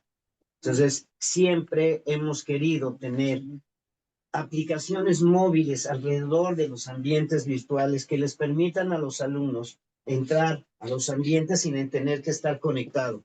Puede estar fuera de línea y que después en un momento dado se conecte y entreguen su tarea. O sea, son cosas sencillas que ya tienen un pasado construido, pero que no se llevan a cabo. No las tenemos en el presente. Entonces, siguen constituyéndose como retos y como innovaciones que tenemos que llevar adelante, ¿no? En fin, podríamos hablar de tecnologías más avanzadas, ¿no? De minería de datos y todo lo que quieran, pero nosotros lo que pretendemos es aterrizarnos, y algo lo decía el doctor, decía que hay que partir de la realidad mexicana, y eso es totalmente cierto. Hay que partir de la realidad de nuestra universidad. Sí, no es lo mismo, y bueno, yo lo viví en la Universidad Benito Juárez de Oaxaca. Alguna vez fuimos a dar un curso de X, lo que quiera. Entonces, ver las instalaciones, ver los recursos, a diferencia al menos de la UAM Xochimilco, nosotros somos reyes, estamos en la gloria. Ellos tienen otra realidad. Y si nosotros queremos llegar a la educación, y la educación que va desde el norte hasta el sur de nuestro país, entonces tenemos que implementar cosas que puedan ser factibles de ser realizadas. Y en este caso, los tutoriales, los juegos, por ejemplo, nosotros estamos dando cursos de Genially, de Canva, de EducaPlay, de Roblox y demás. O sea, son cosas sencillas, pero que si el profesor las empieza a manejar, vamos a tener en poco tiempo materiales educativos que van a constituir otra realidad para nuestra universidad. Doctor Morales. Sí, bueno, por un lado quisiera hacer una aclaración. La inteligencia artificial actual se programa cada vez menos y se entrena cada vez más. Realmente a la inteligencia artificial moderna le damos las herramientas para aprender, le damos terabytes de información para que aprenda. Entonces, y muchas veces no sabemos bien qué aprendió. Entonces, la relación, digamos, con esa relación directa entre la tecnología, la producimos, la programamos y hace lo que nosotros le dijimos que hiciera. Eso está cambiando. La tecnología, le damos herramientas para aprender y la inteligencia artificial aprende. ¿Qué aprende exactamente? No sabemos. Entonces, es una situación diferente a lo que teníamos antes, en particular con lo que es la inteligencia artificial generativa, lo que es ChatGPT y todas las herramientas similares. Por otro lado, yo quisiera plantear para explicar cómo veo yo la situación actual con una analogía. No sé si ustedes vieron en Netflix, apareció una película que se llamaba El curandero en español, que era un médico que había perdido la memoria por situaciones ahí en su vida, un golpe muy fuerte, tanto emocional como físico. Entonces él perdió la memoria, pero lo que descubre a lo largo de la película es que él no sabe por qué, pero puede curar a la gente. O sea, el conocimiento está ahí, está implícito, y él puede resolver problemas de salud, curar a las personas, pero él no sabe realmente por qué, cómo fue que aprendió, no lo sabe, pero lo puede hacer, ¿no? Ahora, si lo vemos con los estudiantes, imagínense, el estudiante está descubriendo las cosas que él puede hacer, pero que no sabía que podía, y es más, no sabe cómo lo aprendió. Pero si le piden una mamografía, sabe hacer una mamografía, porque abre su implante, porque trae un implante permanente que lo trae conectado todo el tiempo, que es su celular, y le pide una mamografía y su implante le genera una mamografía. ¿Sí? Le presenta un sistema de ecuaciones de matemáticas y su implante resuelve el sistema de ecuaciones de matemáticas. Entonces, lo que tienen ahí, no sé si han visto otra película, por poner analogía, la de Los Increíbles. Lo que tenemos ahí es al bebé Jack descubriendo todos sus superpoderes. Eso es lo que tenemos actualmente, ¿sí? Un estudiante inmensamente capaz de poder hacer un montón de cosas que no tiene idea cómo es que lo puede hacer, pero lo puede hacer, ¿sí? Le piden una mamografía, le piden un resumen, le piden una síntesis, le piden una planeación, le piden un plan de trabajo, le piden lo que sea y él lo puede producir. El gran problema, creo yo, para la educación educación superior en particular, pero también la educación media superior, es cómo podemos educar a este Jack, ¿no? Cómo podemos hacer que este estudiante superpoderoso realmente desarrolle las capacidades que tiene de una manera adecuada. Porque no estamos acostumbrados a eso, estamos acostumbrados a que el estudiante no sabe hacer todo eso. Y ahora resulta que de repente lo puede hacer. Y entonces las tareas que le pedíamos antes, los ejercicios que le dábamos antes, las actividades que teníamos antes, ahora resulta que ya todo eso ya no sirve. ¿Por qué? Porque eso ya lo puede hacer usando ChatGPT. Nosotros decimos, bueno, es que no lo hace él, lo hace ChatGPT, pero para propósitos educativos la tarea la entrega. Entonces, el problema para nosotros es ahora este nuevo estudiante con estas super capacidades que tiene y que no tiene, porque no son de él, son a través del implante que está conectado todo el tiempo. Pero por otro lado dijimos, bueno, es que nosotros sin el coche tampoco somos nada, ¿no? Como en la Ciudad de México no tenemos, se nos compone el coche y nuestro mundo se descompone totalmente, ¿ok? Nos conectamos a internet, la computadora no sirve y ya no sabemos qué hacer. Pues el estudiante igual tiene su teléfono y con su teléfono conectado hace maravilla. Lo desconectamos de él, como todos, pues pierde esas capacidades, pero ese estudiante es el que tenemos ahorita y es el que vamos a tener más a futuro, porque esta inteligencia artificial no se va a detener, esta inteligencia artificial va a ser cada vez más poderosa, va a poder hacer más cosas, va a poder corregir sus errores y entonces todos, en particular nuestros estudiantes, vamos a tener estas herramientas a nuestra disposición. Entonces, ¿cómo educamos cuando aparentemente ya nacemos con todas estas habilidades que al mismo tiempo en realidad no tenemos, ¿no? Ese es el gran problema de la educación actualmente, para mí. Muchas gracias. Pues otra vez regresamos a la inteligencia artificial y tengo dos comentarios sobre esto último que doctor. Primera pregunta, ¿se acuerdan alguno de ustedes vio la película de 2001 Odisea del Espacio? Sí. ¿Por qué le va mal al sistema hombre y computadora? Porque fue mal programada. Le dijeron lo más importante es la misión, pero la parte importante de la misión es que llegara el humano y el sistema de inteligencia perdió de vista eso y ya lo estaba matando, ¿no? Entonces, una de las cuestiones que hay que ver es que quede muy claro, y esto ya nadie lo menciona, las 3 leyes de la robótica, ni nada de eso. Eso ya se olvidó y eso ya no va a participar. Pero la cuestión esta de la pregunta, y yo creo que se refiere a lo del implante, al Neuralink de Elon Musk. Ya hay varios voluntarios para conectarse. La pregunta es, ¿lo sabe o es una memoria externa? ¿Cómo escribir? ¿No? Y ahora el sistema lo está ayudando. ¿Es nada más un apéndice del sistema de inteligencia artificial?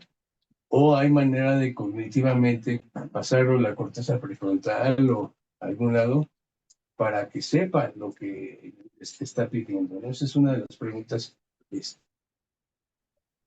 esenciales, ¿no? Yo creo que por ahí también tenemos que rascarle y pues yo estoy muy contento de cómo se ha desarrollado esta reunión, aunque nos hemos salido de los tiempos y nos hemos regresado a la inteligencia artificial. Bueno, eso es humano, ¿no? Esa adaptación, esa flexibilidad, lo humano, ¿no? Todos nuestros invitados han sido muy, han participado de una manera. Entonces vamos a, tengan 3 minutitos, 4 minutitos, a hacer unas reflexiones finales cada uno de ustedes, por favor. Entonces, yo creo que juntamente con la llamada inteligencia artificial nos conlleva también a una responsabilidad, estar a la altura de las circunstancias. Indiscutiblemente tenemos una precariedad económica, hay que reconocerlo, una grave precariedad económica pero también el sello distintivo del magisterio, lo comentaba yo, sin pandemia, con recursos, pero con mucha imaginación, sacamos adelante el banco. Eso es definitivo. Eso se llama actitud. Y el magisterio, en nombre de mis compañeros de club, todos aquí presentes, vaya que la tenemos. Entonces, en ese sentido, el reto va conjuntamente relacionado con lo que sí poseemos con orgullo, vocación de servicio y ética profesional. En mi parte es cuanto. Muchas gracias, maestro. Muy bien, bueno, a mí me gustaría, yo fui estudiante de la UAM Xochimilco, salí de ahí, pero antes entré a trabajar en el área de cómputo. Entonces, de ahí me convertí en ingeniero de sistemas. Esa combinación que tengo es una interdisciplinaridad entre ser un sociólogo, ser un ingeniero, ser comunicólogo, ser analista del discurso y demás, estudiar pedagogía. Eso me ha llevado a, o sea, no soy una especie de todólogo porque vemos muchas cosas, pero lo interesante de eso es que nos percatamos de que en esta universidad no tenemos una oferta académica híbrida, a distancia, la tenemos muy, pero muy así, breve, ¿no? Y la pregunta surge, ¿cómo es que en la UNAM, el TEC de Monterrey, No, la Universidad de Chiapas. además ya, ahorita, incluso, y hemos predicado en el desierto y seguimos haciéndolo porque sabemos de la importancia de esta educación, de esta oferta académica. Y esa es mi reflexión. Mi trabajo me ha llevado a eso. ¿Saben qué es lo que pasaría?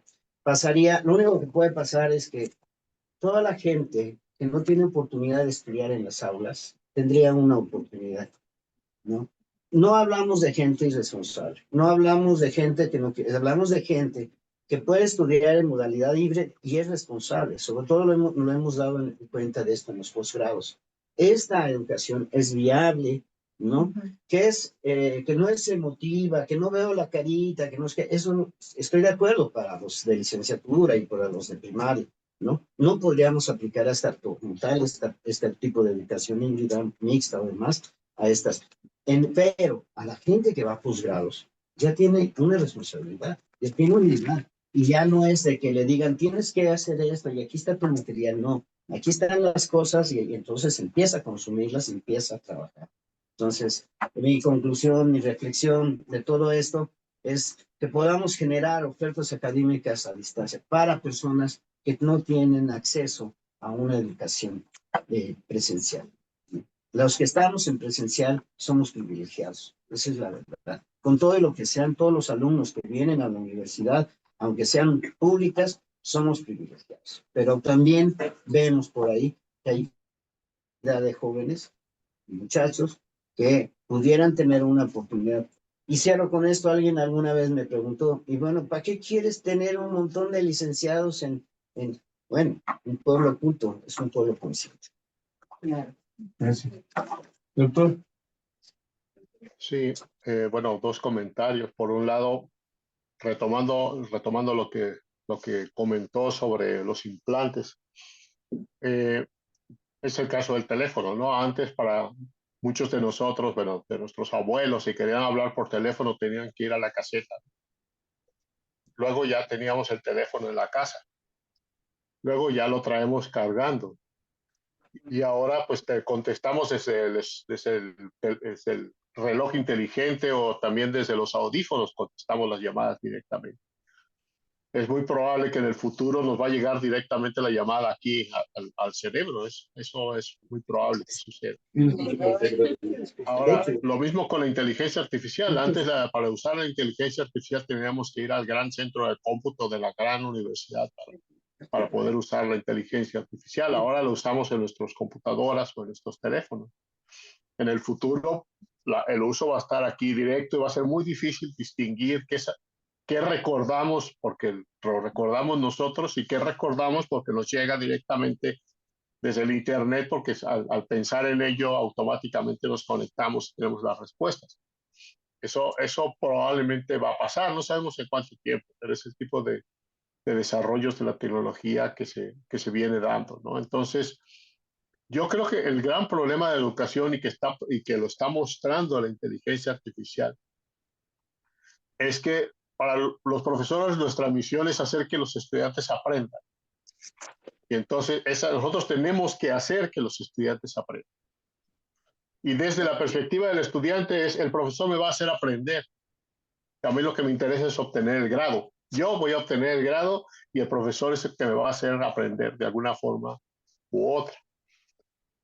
Pero la inteligencia artificial lo que nos está diciendo es que si nosotros lo que tenemos que hacer es que el estudiante esté realmente motivado para. O sea, tenemos que movernos de nosotros hacer el trabajo pesado para que él aprenda, a que el que tiene que hacer el trabajo pesado es el estudiante y nosotros tenemos que motivarlo para que lo haga.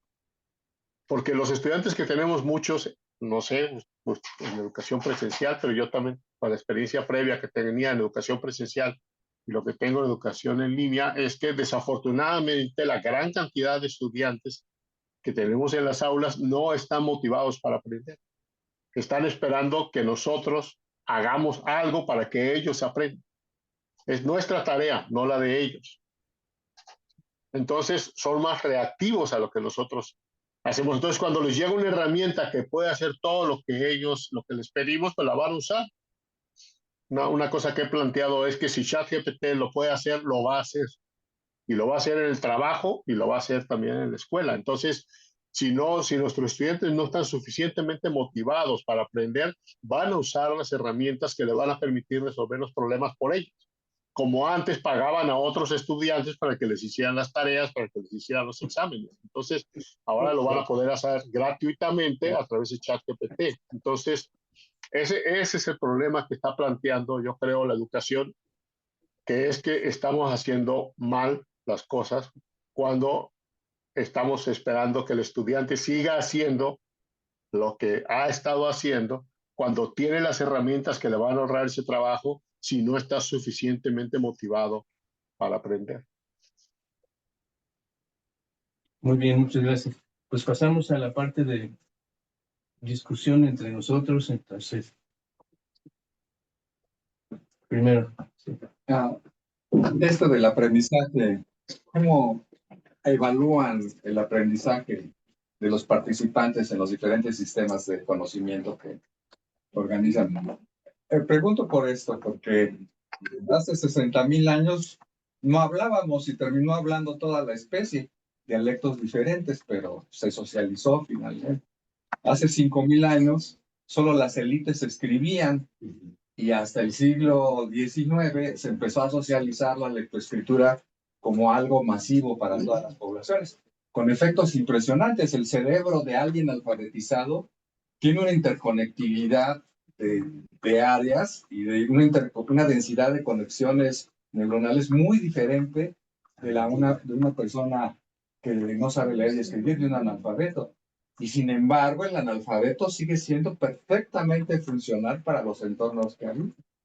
Y ahorita veo así como que nos está recubriendo el código, nos están tapizando de código por todos lados. Andamos todos espantados porque finalmente vamos a terminar todos metidos en esta nueva capa de semiósfera que nos están imponiendo o que nosotros elegimos hacer. Pero la pregunta subsiste.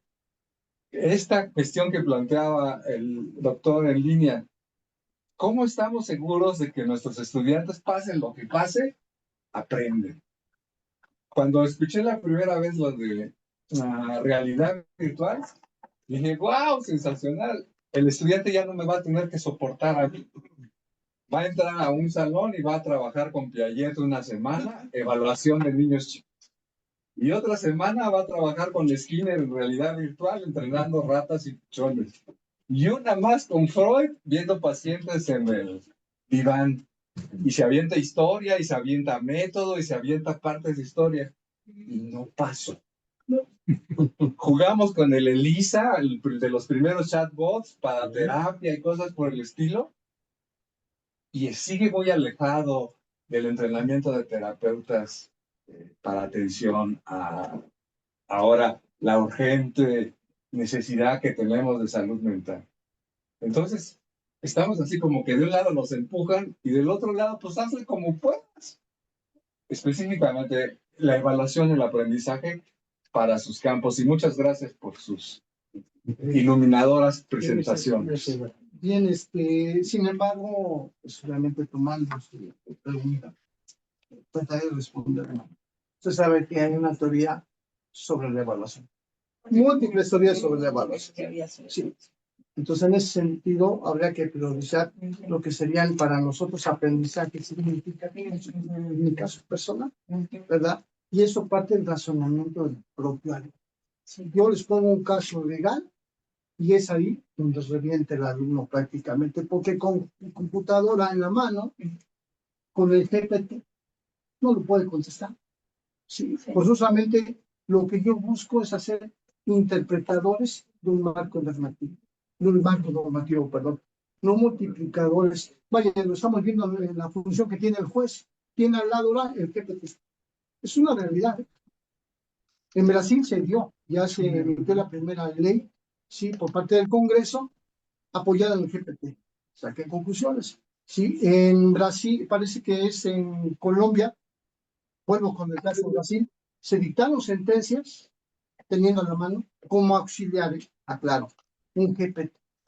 Entonces, creo que ahí tendremos que ir estableciendo un nuevo marco para establecer parámetros para la evaluación del aprendizaje. Y eso nos va a involucrar a todas las ramas que fluyen dentro de una universidad. Definir criterios de la mano de un pedagogo, ¿verdad? Y de los especialistas en la materia. Bueno, creo que Sí, y tenía un Sí, comentario respecto de lo que dijo el maestro Vicente. Vicente sí, por un lado, en el Ah, caso nuestro, educación en línea, no tenemos exámenes. Generalmente los estudiantes tienen que generar un producto, ¿no? Generan el que se conoce el producto integrador del curso. Entonces, idealmente, esto cambia un poco de curso a curso, pero idealmente la idea es que el estudiante va construyendo ese producto a través del curso, de manera que al final puede entregar un producto terminado, una suerte, no necesariamente orientado a proyectos, depende mucho de cada curso, pero es un poco la idea general. Por ejemplo, yo he impartido cursos de diseño de sitios web, entonces empiezan con lo básico de creación de un sitio web estático, luego le ponen contenido para que no se vea nada bonito, luego que se vea bonito, luego que tenga la interactividad con el usuario y luego que pueda generar contenido a partir de una base de datos. Entonces todo eso lo van haciendo en el curso y al final generan un sitio web con todas las características que esperamos que puedan, que deba tener, ¿no?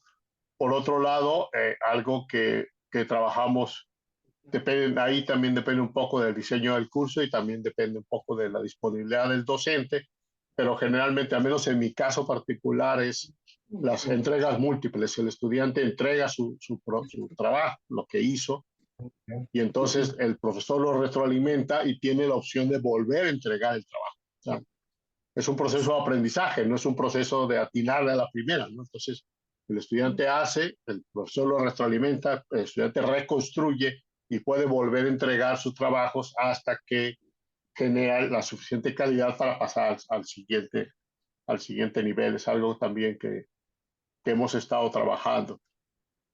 Ahora, actualmente sí creo que sí le puedes pedir a ChatGPT que se comporte como Eric Fromm o como Piaget o como alguno de los grandes, porque tiene la información para eso. Entonces adopta la personalidad y te empieza a responder como si fuera Freud o como si fuera Piaget o alguno de ellos. Sería interesante hacer una prueba y ver qué pasa con el chat GPT en este esquema que planteaba el profesor, que es muy interesante. bueno, perdón, un minutito nada más para dar Muy breve. Respecto a la evaluación, cuando empezó la pandemia, nosotros observamos que todo el mundo empezó a hacer exámenes, porque no sabíamos hacer otra cosa, ¿no?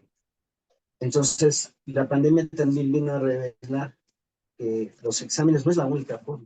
Tenemos las tareas, pueden ser en línea, no solamente con tecnología o realidades virtuales, pues nosotros usamos mucho la gamificación en la Wall Street y no aprenden tampoco. O sea, pueden practicar, incluso no lo hacemos como evaluación, sino como diversión, es decir, que ellos trabajen con materiales educativos interactivos gamificados, que les cause interés en la materia, no para aprobar, solamente para promover en el alumno su interés en la materia. Entonces, pero la evaluación puede seguir muchos caminos. Puede ser una evaluación práctica, puede ser una evaluación oral, puede ser una evaluación de tareas, puede ser una evaluación de miles de formas. Entonces, nosotros tenemos como docentes que encontrar cuál es la evaluación con la que yo voy a poder comprobar que ese alumno aprende.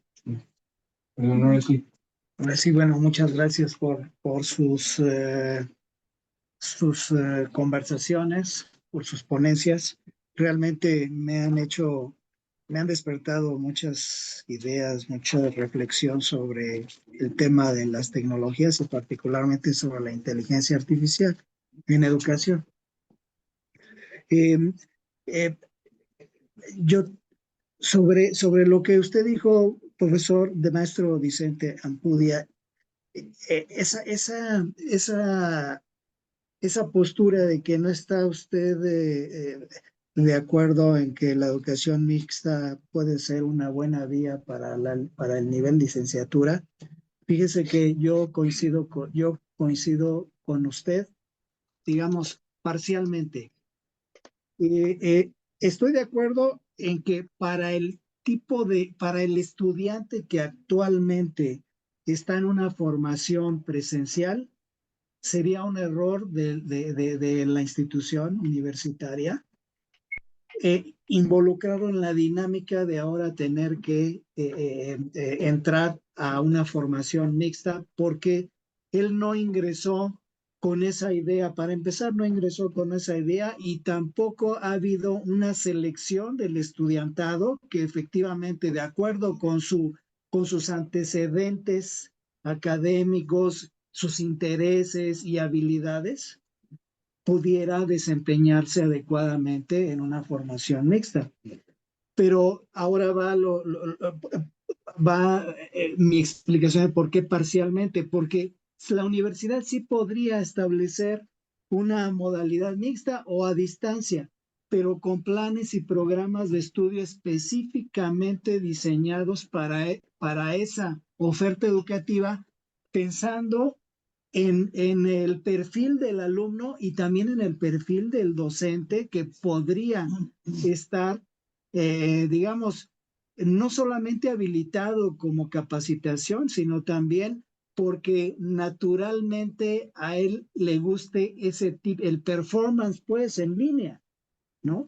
El utilizar TikTok, Instagram, etcétera, tiene que ver con el interés y con las habilidades propias del profesor. Se requiere un perfil específico del profesor para enseñar por TikTok, por ejemplo, porque sí se podría enseñar. Yo he visto cómo hay pequeños TikToks, pequeños videos, donde te enseñan a resolver una pequeña ecuación, por ejemplo, alguna pequeña técnica, pero es un performance específico del que no necesariamente todo profesor, toda persona va a querer, va a estar motivado, le va a gustar, ¿no? Bueno, entonces yo creo que la universidad podría avanzar en la formación en línea, pero pensando en todos esos aspectos. Ahora, sobre las reflexiones que me hicieron ustedes, que me despertaron ustedes aquí, sobre todo, bueno, la conexión de todo lo que ustedes platicaron, ¿qué clase entonces? Surge una pregunta y una reflexión al respecto y una posible respuesta. ¿Qué clase de aprendizajes o competencias habría que buscar desarrollar conscientemente y evaluar? Porque con la inteligencia artificial, vaya, ya no podemos estar evaluando el que el alumno esté habilitado para realizar, por ejemplo, un texto sobre un tema, ¿no? ¿no? No, o sea, ya no tiene sentido, pues, porque, o sea, a menos de que nos metamos cada trabajo a una evaluación con alguna de esas herramientas de a ver si no lo hizo por ChatGPT o por alguna, o sea, pero eso no nos pasa, nos pasaríamos la vida evaluando, metiendo esos documentos, o sea, no, entonces, pero entonces, ¿qué clase de aprendizaje son los que deberíamos de impulsar? Yo creo que en parte la respuesta el doctor Temozin la avanzó. Dice, los dejo que hagan un examen, incluso conteniendo el chat GPT a la mano, ¿no? Pero el tema es qué tanto pueden reflexionar, qué tanto han desarrollado sus habilidades de pensar, de reflexionar sobre lo que ahí ya les puede haber arrojado la inteligencia, el chat GPT, ¿no? Y entonces ahí a donde me lleva la reflexión también a qué tanto realmente puede superar la inteligencia artificial al ser humano. Bueno, desde el inicio de las primeras máquinas de computación, las primeras máquinas de computación ya superaron al ser humano en su capacidad de cómputo. Esa era la primera inteligencia o de las primeras inteligencias artificiales que conocíamos. Ahora ya la nueva inteligencia artificial tiene la posibilidad de estructurar texto con estructuras muy estándar, ¿no? A partir de información que pesca de acá y de allá, o sea, que ya tiene ahí en su cerebro, ¿no? O sea, la inteligencia artificial va a superar al ser humano en su habilidad para gestionar información. Eso no cabe ninguna duda. Pero la inteligencia artificial nunca va a pensar por sí misma. Entonces, yo creo que ahora el reto es impulsar las habilidades de pensar, de reflexionar sobre toda esa información que la inteligencia artificial tiene mejores posibilidades que nosotros de gestión. Ese es mi. Vamos a seguir con las preguntas. No, ahorita ya es participación de todos. Pues, Entonces, primero la doctora Margarita, luego. Sí, y luego, si gustas al pro, soporte. Adelante, Sí. Margarita. Sí, bueno, yo creo que todos estos problemas a los que nos estamos enfrentando ahora con la inteligencia artificial y el abordar la docencia de manera mixta, pues es porque no estábamos preparados para hacerlo de esa forma. Y estos problemas que tenemos, supongo yo, que se tienen que resolver desde los niveles educativos básicos, porque nos hemos dado cuenta que nuestros alumnos llegan con carencias independientemente de las formas educativas que implementemos. Lo hemos visto con y sin inteligencia artificial. O sea, las carencias de los alumnos no hemos sido capaces de subsanarlos con los métodos tradicionales, y si ahora le agregamos que tenemos estrategias metodológicas que no han sido fáciles de implementar, pues todavía sigue siendo más difícil. Yo creo que en el largo plazo tenemos que pensar en programas que se establezcan de manera general, pues desde preescolar, de tal forma que haya una formación para los alumnos que sea básica, aunque suene redundante, que sea básica y común para todos, para que desde preescolar, primaria, secundaria, los alumnos ya estén familiarizados con ello, y los profesores también, que esta manera de abordar la enseñanza con inteligencia artificial, pues ya sea algo que los profesores sepamos hacer. Porque aquí se han mencionado muchas formas de abordarlo. Se mencionaron varios softwares, se mencionaron varias problemáticas. Hay muchos softwares que dependiendo de las licenciaturas se pueden utilizar. Pues tenemos un campo por explorar en ese sentido y tenemos un campo por explorar también en la evaluación. En la reunión de hace una semana lo veíamos. O sea, simplemente la evaluación es una problemática en sí. Entonces yo creo que hay mucho que tenemos que revisar y mucho en lo que tenemos que trabajar. Y pues la inteligencia artificial será lo que nosotros querramos que sea. No creo que la inteligencia artificial pues sea algo que esté sobre nuestras decisiones, estará sobre nuestras decisiones si así queremos, o si así lo decidimos, o si se nos escapa de las manos. Entonces, yo creo que tenemos mucho que hacer y mucho que aprovechar de la inteligencia artificial. Entonces, sí, gracias. Y también, bueno, la participación de panelistas en este caso, en este momento, me han hecho considerar varios temas que ya hemos analizado y también actividades que se han desarrollado en torno al tema que se está hablando ahorita. Entonces voy a tratar de concretar lo que es una idea que me surgió ahorita, desde luego en el sentido, y ahí voy a plantear una pregunta, ¿no? En torno a lo que estamos hablando del uso de la tecnología, de la inteligencia artificial, precisamente lo considero y tomo parte de lo que comentaba el doctor hace un momento, trataré de que quede claro eso.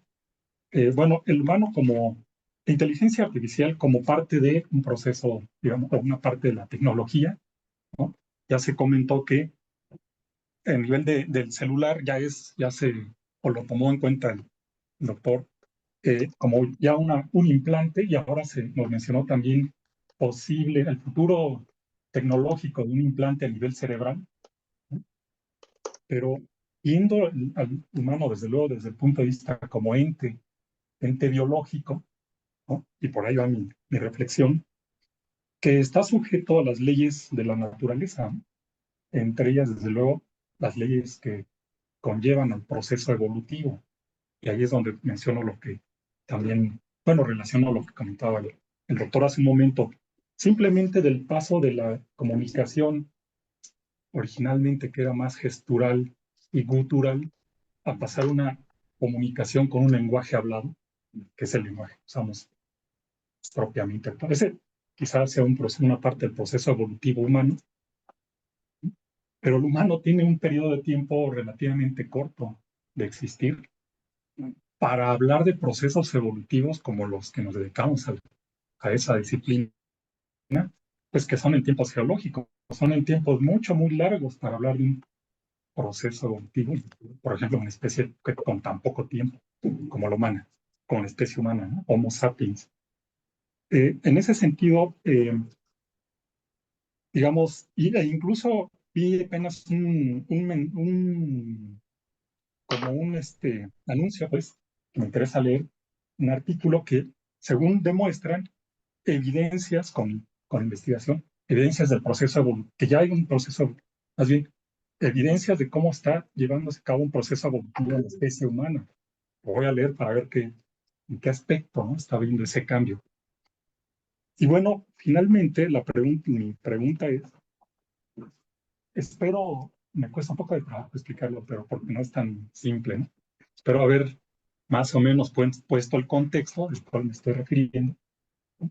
Pero ahora la pregunta es, el uso de la tecnología como ya lo tenemos, que ha llevado toda una evolución en el proceso, digamos, tecnológico, ¿impacta directamente o cuál sería su opinión en cuanto al proceso evolutivo biológico de nuestra especie, en el sentido de poder en el desarrollo, por ejemplo, del sistema nervioso, ¿no? A nivel cerebral. Consideraremos que está impactando el uso de la tecnología sobre el proceso evolutivo del desarrollo del sistema nervioso humano. Esa sería mi pregunta. Espero haberlo planteado adecuadamente. Bueno, un minutito Sí. para terminar, entonces un minutito y luego el doctor Pablo. Cero. Sí, efectivamente, nada más unas puntualizaciones. El tema de inteligencia no es un tema tecnológico, es un tema cultural. Tenemos que entender que es un nuevo lenguaje. Y como ese nuevo lenguaje, tenemos que aprenderlo. Ahora, hay un analfabetismo, discúlpame, de lectura y escritura con inteligencia artificial. No solamente los estudiantes, también los profesores. Se han hecho estudios, tenemos un estudio de la NUYES, donde participaron 15 universidades y precisamente el tema de actitud frente a la tecnología. Pues la UAM fue una de las que salió con actitudes menos positivas para el uso de la tecnología. Entonces yo creo que sí es importante abordarlo de manera mucho más, digamos, completa para realmente aprovechar lo que nos ofrece y tener muy consciente las limitaciones y los alcances. Tiene muchas limitaciones, pero también sí hay alcances muy bien identificados. Entonces tenemos que identificar, a ver, dónde sí está, digamos, lo que podemos aprovechar y hasta dónde, ¿no? Eso creo que es fundamental. Ahora, la realidad en la UAM, la realidad es que de alguna manera la parte de profesionalización docente se ha tomado como de una manera mucho más voluntaria. Está en el RIPA señalado que una de las actividades fundamentales del docente pues gira en torno a una actividad de formación continua, actualización, pero en la práctica la verdad es que es voluntario, ¿no? Entonces creo que eso lo tenemos que tomar mucho más en serio, que sea más que capacitación de una herramienta, un recurso, es una formación a lo largo de toda la trayectoria académica. Creo que ese punto para mí me parece esencial y no precisamente en la parte instrumental de la tecnología, sino en la metodología. Creo que en las metodologías está algo importante, o sea, en cómo implemento metodológicamente un recurso que me asegure que los estudiantes pues se beneficien, ¿no? Entonces, creo que ahí hay un camino muy importante y sí me gustaría abordarlo la cuestión que también involucra aspectos de relación docente-estudiante y en una relación docente-estudiante involucra la parte comunicativa y la parte, digamos, de empatía, la parte más socioemocional, ¿no? Entonces creo que es un factor humano muy importante y que lo tendremos que abordar, creo que con mayor análisis, todos sus alcances y posibilidades, ¿no? Ese es un poco el comentario que quería dejar ahí. Bueno, pues muchas gracias a todos. Pues yo creo que fue de las más interesantes y además yo les dije, no es nada más inteligencia. Sí, es nada más inteligencia. Estoy de acuerdo en que es una cuestión muy importante. Todos estos comentarios pues los podemos ir alargando. Si no les molesta a los invitados, luego les mandamos algunas preguntas adicionales para ir aclarando algunas cuestiones. La parte evolutiva es también muy interesante. No creo que sea evolutivo, sino más bien plasticidad cerebral. Pero bueno, también lo podemos clasificar. Creo que va a ser evolutivo. Sería interesante. Creo que sí va a ser evolutivo. Sí, tiene muchísimo. Claro. Un tema de... Pues muchísimas gracias a todos. Yo como siempre salgo muy contento de estar en reuniones, así que nos estaremos viendo. Hasta luego. Gracias por la invitación. Y es un honor estar aquí conviviendo con ustedes. El enemigo principal es el tiempo. Pues vamos a abordar inmediatamente lo que es parte de la temática que hemos desarrollado dentro de las aulas universitarias, ¿sí? a través del tiempo y sobre todo teniendo como trasfondo esta brutal pandemia que creo que nos afectó a todos nosotros y en lo particular al trabajo docente. Bien, en ese sentido quisiera hacer una reflexión rápidamente a lo que menciona el artículo 3 de nuestra Constitución, que consagra precisamente en su fracción quinta un derecho el derecho a tener lo que es un acceso al desarrollo científico, a la innovación tecnológica. Eso debemos de puntualizarlo, es un derecho para todos los mexicanos. ¿Verdad?